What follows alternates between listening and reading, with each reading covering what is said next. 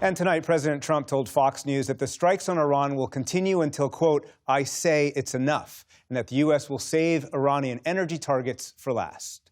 Now, to assess all these developments, we're again joined by two of our Iran watchers. Eyre worked in the State Department and was a senior member of the Obama administration's negotiating team for the 2015 Iran nuclear deal. He's now at the Middle East Institute.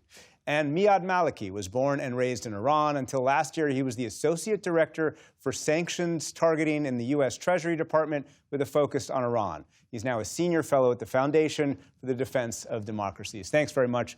Welcome back, both of you, to the News Hour. Maleki, let me start with you. As we just reported, today the U.S. relaunched its blockade on Iranian ports. We're in the fourth straight night of U.S. attacks on Iran again, and the U.S. has reimposed sanctions to prevent Iran from selling oil. What's your reaction to this series of steps the president has taken? Oh, thanks for having me again. Just very quickly, I think what we're seeing happening here is really just U.S. responding to Iranian regime's decision to go from getting a very generous offer from the U.S. government to launching attacks again in the Strait of Hormuz. The Memorandum of Understanding gave Iran what Iran didn't have since 2012, and that's selling oil, petrochemicals, petroleum products, and getting paid in U.S. dollars. That was a very major leverage that Iran got out of the Memorandum of Understanding. Yet, when they felt like they can't really control the Strait of Hormuz, and when they kind of face the reality of the domestic pressure that they have to deal with, and the fact that they can operate better in a state of war, and the Strait of Hormuz is something that they kind of view as a U.S. vulnerability, they went back to this conflict, and I think the U.S. government is just rightfully responding to that. Eyre, is the U.S. government rightfully responding? I think the U.S. government, unfortunately, is strategically flailing. Yes, it is in fact the case that Iran insists on operational control of the Strait of Hormuz because it doesn't trust the U.S.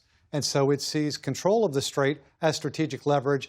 And that's why when it looked at that very ambiguous Article 5 of the MOU, it decided to press its point, because for Iran, the whole game is strategic deterrence and preventing future attacks.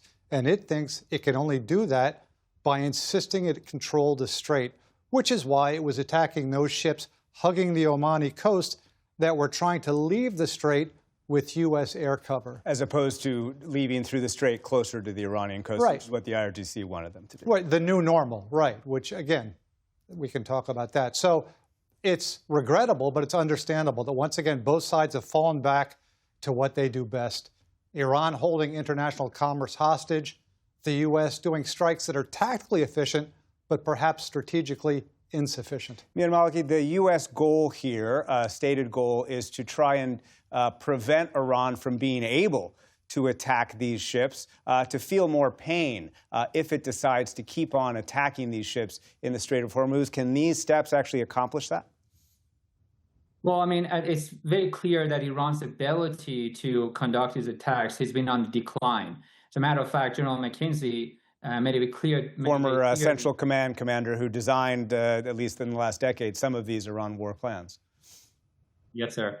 He made it very clear that based on the assessments of CENTCOM, and I remember those, the expectation was much higher as far as Iran's ability to close the Strait of Hormuz or the scope of the attack. So it really shows that CENTCOM has been able to really effectively degrade those operations by the Iranians. Oil is flowing out of the Strait of Hormuz. There were U.S. Energy Secretary today said that 15 million barrels of oil is coming out of the Strait of Hormuz. There were oil tankers that were coming out of the Strait of Hormuz last night, kind of coming closer to the coast of Oman. So Iranians' ability has been degraded to really to do what they were able to do at the beginning. And I think if you continue with these strikes, you're going to see that Iranians the arm of their threat to the Strait of Hormuz being rolled back. I think CENTCOM has the ability to do it. I think you're going to see these airstrikes continue to target those launching pads, naval assets, and then it could be possible that CENTCOM, U.S. Central Commander, NAVCEN, they're going to get more involved in escorting the ships out of the Strait of Hormuz. Eyre, has Iran's ability to attack targets in the Strait of Hormuz been degraded? Yes, it has been degraded. I agree with my friend Miad 100%. Has it been sufficiently degraded? No. Is it able to be sufficiently degraded given how little military hardware it takes to threaten ships going through the strait? I don't think so. And again, the U.S. isn't providing air cover. It's providing route passage and coordination. So the question becomes, can the U.S. maintain pressure by degrading these shore assets, rockets, missiles, fast attack craft, enough to allow enough oil and products to come through the strait to keep the world economy going so that the blockade can take, its chunk out of Iran and force Iran to bend the knee and accept moving its red lines? I don't think so, because we reset Iran's ability to withstand the blockade back to effectively zero by this period of the ceasefire. They were able to export and they were able to empty their storage. Miyad, let me just get both of you in the last minute and a half I have on this. The president has said this evening that Iran and the U.S. are talking again. That presumably means the U.S. negotiators. Quickly, you pointed out today you believe that Iran is negotiating not to make a deal, but to manage pressure. Is there a deal that can be had? And again, just quickly in the last minute that we have. Sure. I mean, my friend Alan here is probably one of the best spokespersons that I've seen in U.S. government, and he's done a great job presenting the case for diplomatic approachment with Iran and cutting deal with this regime.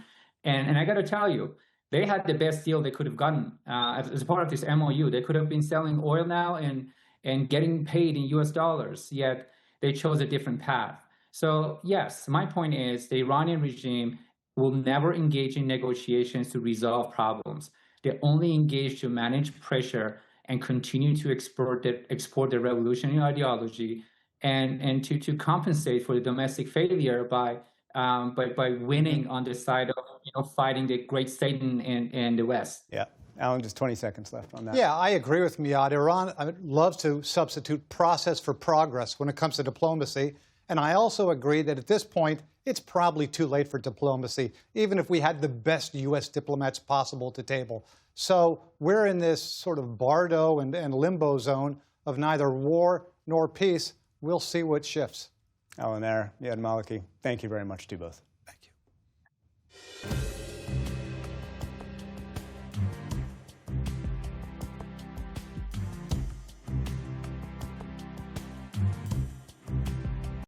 Support journalism you trust. Support PBS News. Donate now, or even better, start a monthly contribution today.